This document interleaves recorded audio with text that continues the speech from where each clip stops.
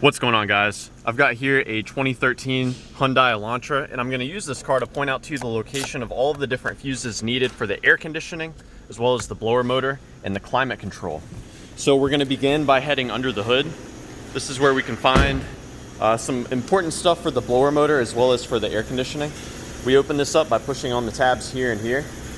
Some of you may have this negative cable in the way. If you can't push that out of the way, you may need to loosen this 10mm and rotate the terminal. So removing this, you can read about the fuses on the back. There is a fuse puller here that may come in handy for you.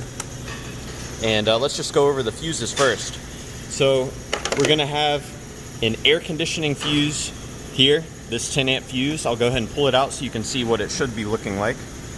And that's what a good fuse looks like right there. You can see it's unbroken. Right next to it here, this is called the injector fuse. Power from this fuse is necessary for the blower motor relay to work. The blower motor relay itself is going to be this one right here. And the fuse for the blower motor is actually built into this fuse box assembly. So we can kind of look through here. I'm shining a flashlight in there so you can see what the fuse is supposed to look like when it's intact. So it's going to be this one right here, this section of the fuse assembly. Now we're going to move inside the car. This is where we can find a lot more important fuses. So to access these fuses, we're going to be on the driver's side. There is a cover for you to remove. You just hinge this out like so, and it drops down. So lots going on in here. There are two fuses labeled for the air conditioning.